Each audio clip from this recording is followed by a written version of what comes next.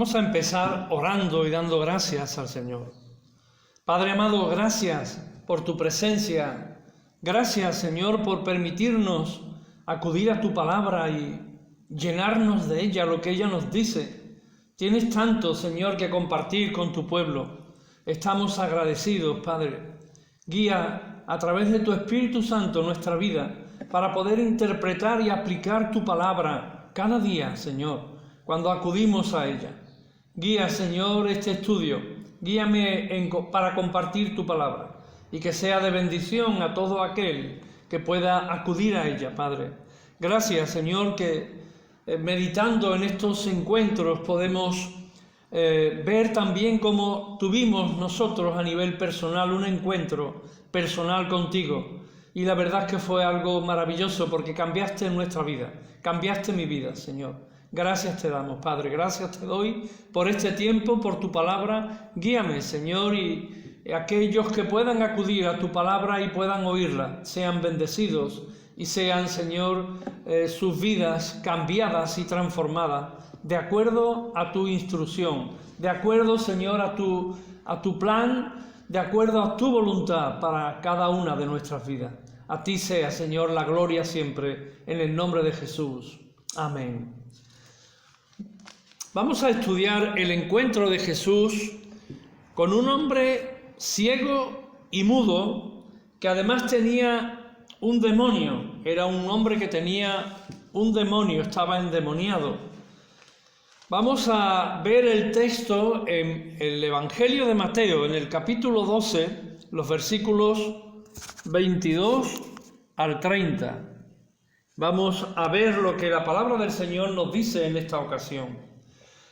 Dice así: entonces fue traído a él un endemoniado ciego y mudo, y le sanó, de tal manera que el ciego y mudo veía y hablaba. Y toda la gente estaba atónita y decía: ¿será este aquel hijo de David? Mas los fariseos, al oírlo, decían: este no echa fuera demonios, sino por Belcebú, príncipe de los demonios. Sabiendo Jesús los pensamientos de ellos, les dijo: todo reino dividido contra sí mismo es asolado, y toda ciudad o casa dividida contra sí misma no permanecerá. Y si Satanás echa fuera a Satanás, contra sí mismo está dividido. ¿Cómo pues permanecerá su reino? Y si yo echo fuera los demonios por Belcebú, ¿por quién los echan vuestros hijos? Por tanto, ellos serán vuestros jueces. Pero si yo por el Espíritu de Dios echo fuera los demonios, ciertamente ha llegado a vosotros el reino de Dios. Porque ¿cómo puede alguno entrar en la casa del hombre fuerte y saquear sus bienes si primero no le ata? Y entonces podrá saquear su casa. El que no es conmigo, contra mí es, y el que conmigo no recoge, desparrama. Tenemos aquí en este texto de la palabra del Señor otro encuentro, un encuentro en el que Jesús muestra de nuevo su poder y su misericordia en la vida de una persona. ¿Quién era esta persona? Pues mirando el texto vemos que hay muy poca información. Se nos da muy poca información acerca de esta persona. Únicamente sabemos de él que era ciego, que era mudo y que estaba poseído por un demonio. No podemos establecer una relación tampoco entre su posesión y la ceguera y la mudez. No se puede establecer una relación, pero de alguna manera vemos que este hombre sufría de todo esto. No es poco terrible sufrir ceguera, no poder ver las cosas de alrededor, sufrir mudez, no poder hablar y comunicarse con las personas, pero al mismo tiempo sufrir una posesión demoníaca. La situación de este hombre era una situación gravísima en la que Jesús evidentemente se sintió motivado en su misericordia para hacer de nuevo una obra de transformación en la vida de esta persona. Las circunstancias en las que Jesús se encontró, pues podemos analizarlas y ver que hay tres circunstancias que ya se han dicho o ya he mencionado anteriormente y que se volverán a repetir. En primer lugar, Jesús se halla en una situación pública, en un contexto en el que hay mucha gente, en el que hay bastantes personas.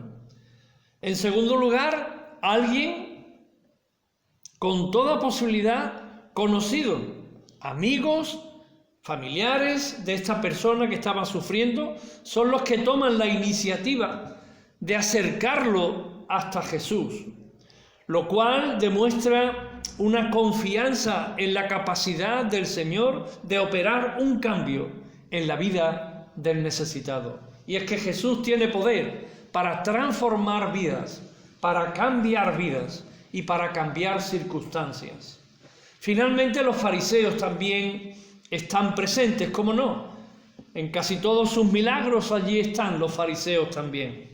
Y podemos deducir que como lo hicieron anteriormente, su actitud no es una actitud precisamente positiva, sino todo lo contrario. Una posición muy negativa, contraria a Jesús y continuamente buscando la oportunidad para condenarlo, para acusarlo. No olvidemos que ya anteriormente habían decidido acabar con él. Estaban buscando la ocasión para terminar con Jesús, porque lo veían como algo que se oponía a ellos directamente. Y evidentemente, cuando alguien ve a otra persona que se opone, ¿verdad?, enseguida la tomamos como enemigo. Pero no tiene por qué ser así. No tiene que ser así. Hay que dejar que las personas se expresen. Hay que dejar y aunque tengan una opinión contraria a la nuestra, debemos de ser abiertos, estar abiertos y escuchar antes de cerrar una opinión. Pero los fariseos estaban cegados por su religiosidad y les era imposible comprender el amor y la misericordia del Señor Jesús. Si miramos el impacto que produjo este encuentro en la vida de este hombre, podemos observar un fenómeno que ya se había producido y que se va a seguir produciendo más y más con relación a Jesús. Las personas se dividen en sus opiniones con respecto a él. Hay quienes están de acuerdo con él y enseguida también los oponentes. Ante Jesús, las personas responden de manera muy diferente y opuesta, pero nadie queda indiferente. En primer lugar, se produce el impacto en la persona ciega y muda. No solamente porque queda sanada, lo cual es claramente explicado en el texto, sino que también es liberado del demonio que le poseía, lo cual se deduce de la acusación de los fariseos de que esto había sido hecho en el poder del príncipe de los demonios. Este es el argumento que los fariseos utilizan. Ha echado fuera a ese demonio con el poder de los demonios. Una acusación terrible, pero una acusación que no se sostiene y que Jesús desbarata inmediatamente. En segundo lugar, se produce un impacto en algunas de las personas que fueron testigos de lo sucedido. Se cuestionan la identidad de Jesús, se plantean su carácter mesiánico. En sus mentes comienzan a considerar que el maestro debe de ser algo más que un simple líder religioso. ¿Será este el hijo de David? Cuando alguien se acerca al Señor, queda impactado por su forma de conducirse, por su forma de ser, por su forma de andar, por su forma de hablar, por su forma de sanar, por esa misericordia que entraña ese ser que nos ama de la manera que nos ama. Y algunos se planteaban, ¿será este el hijo de David? Los fariseos cuestionaban y decían, este lo hace todo lo que hace por el poder del diablo. Pero otros se cuestionaban si no sería el Mesías prometido. En tercer lugar, se produce también un impacto en los fariseos. Estos se reafirman en su creencia de que Jesús no puede ser alguien que viene de parte de Dios y consecuentemente deben atribuirle al diablo su poder y capacidad para poder liberar a las personas del poder de los espíritus malignos. Además, como si no fuera suficiente lo que acaban de presenciar, exigen más pruebas, más señales que acrediten la identidad de Jesús. No es suficiente con lo que han visto, necesitan más. 3 grupos de personas, 3 impactos diferentes. Sin duda, la actitud de base con la que cada uno parte determina el resultado final de la intervención del Señor en la vida de cada uno. Y esto es una realidad. Depende de con la actitud que veamos a Jesús, con la actitud que pretendamos acercarnos a Él, al final se verá el resultado. ¿Qué aplicación tiene para nosotros lo que el texto de la palabra del Señor nos muestra? Primero, Dios siempre está trabajando. Esto es algo que afirmó el propio Señor Jesús. Mi Padre no cesa de trabajar y yo siempre trabajo. Estas son palabras de Jesús. Lo hace en la historia, lo hace en nuestras vidas y en las vidas de todos los que nos rodean. Desde el principio de los tiempos, Él siempre está dando pruebas de su actividad, de su presencia en nuestro mundo. Él es real. Nada de lo que pasa en este mundo se escapa de sus manos, se escapa de su control o se escapa de Él mismo, como Dios. No quiere decir, ¿verdad? No podemos aplicar que el mal que viene y que nos azota en este mundo viene de Él, porque Él no tiene nada que ver con el mal, Él no es tentado por el mal, ni Él tienta a nadie. Él permite las pruebas, Él permite las dificultades, para ver cuál es la capacidad, qué hay realmente en cada uno de nosotros. Si somos de verdad o somos algo que no es lo correcto ni lo que Él espera. Por eso Él permite las cosas en nuestra vida. Pero Él no es el instigador del mal. Dios es demasiado bueno, demasiado misericordioso para permitir el mal por el mal simple y llanamente. Detrás de todo hay un plan, hay un propósito y Dios sabe. A nosotros nos toca esperar, nos toca confiar.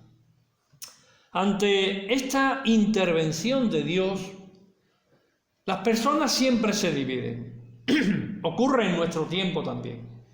Algunos le reconocen, le aceptan en sus vidas y consecuentemente reciben esa sanidad emocional, esa sanidad espiritual, esa sanidad intelectual e incluso física, como ocurrió con este hombre.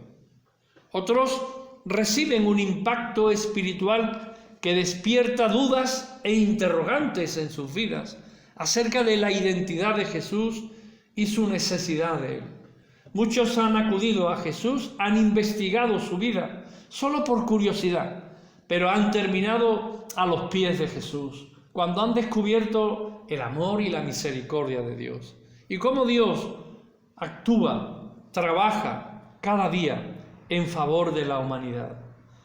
Existe otro tercer grupo que siempre quiere más. Lo visto ya no es suficiente. Las evidencias no bastan. Lo experimentado no termina de convencer y probablemente nunca lo va a terminar de convencer. La petición de una nueva señal no tiene como finalidad darles la certeza ya definitiva, sino más bien proveer una nueva coartada para no tener que tomar decisiones. Y siempre están pidiendo más. Aquellos que no es suficiente lo que están viendo. El testimonio de vidas cambiadas, de vidas transformadas, de vidas que antes eran terribles y ahora son personas totalmente cambiadas en amor, en misericordia hacia los demás. Cada creyente es un milagro. Cada uno de nosotros que hemos creído en el Señor somos un milagro andante. Veníamos de un mundo perdido, sin esperanza, y Dios ha cambiado nuestro lamento en baile. Ha cambiado nuestra tristeza en alegría. Ya no somos los mismos. Somos un testimonio al mundo, como lo era este hombre. Un hombre sordo, mudo, endemoniado, transformado, cambiado por el poder de Dios. Y algunos pedían más. Queremos ver más. Queremos saber si tienes la capacidad de hacer más milagros. Y algunos eso es lo que buscan, solamente observar a milagreros y ver milagros, sin llegar a una convicción plena en su corazón y en su vida. Finalmente existe otro grupo que siempre atribuye el trabajo de Dios en la historia a otras causas.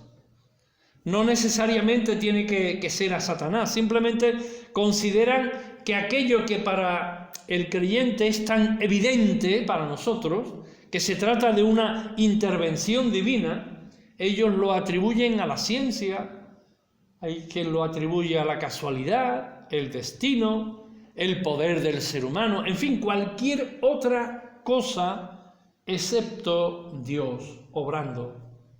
Este es un grupo de personas muy amplio en nuestro mundo, que creen que Dios no es el causante, el que tiene el poder, sino que todo lo que ocurre a nuestro alrededor es producto de esto, la casualidad. La filosofía se encarga muchas veces de hacer creer y de hacer ver que todo es producto de la mente o que todo es producto de circunstancias, pero que no hay un Dios que está detrás de todas las cosas. Nosotros creemos, estamos plenamente convencidos.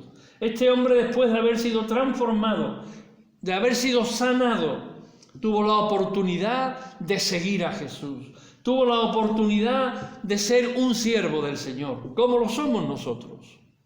Así que seamos fieles en nuestro andar con el Señor, en lo que Él nos ha mostrado, de dónde nos ha sacado, a dónde nos ha llevado y qué quiere Él que hagamos con nuestra vida. Yo te preguntaría en cuál de estos 4 grupos que hemos dicho anteriormente te encuentras tú. ¿En cuál de ellos te encuentras? ¿Eres consciente de la intervención de Dios en la historia y en tu propia y única historia personal? ¿Eres consciente de que Dios interviene en la historia, pero no solo en la historia de la humanidad, sino de una manera personal? Dios interviene en tu historia personal. ¿Eres consciente de ello? Porque Dios está actuando en tu vida. Él tiene un propósito, Él tiene un plan para tu vida. ¿Atribuyes lo que sucede a Dios o contrariamente buscas otro tipo de explicaciones? ¿Atribuyes los milagros? ¿Atribuyes el cambio en la vida de las personas? ¿Los milagros que Dios hace en nuestra vida y en nuestro tiempo? ¿Los atribuyes realmente a Dios o buscas otras explicaciones?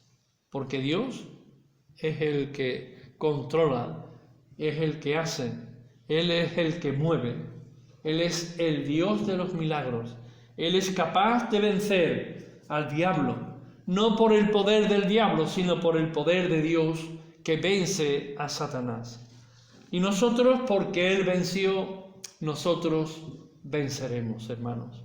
Confiemos en el Señor. Apliquémonos la enseñanza de este acercamiento de Jesús a este hombre, porque fue algo glorioso en la vida de este hombre, si bien algunos no lo interpretaron de esa manera.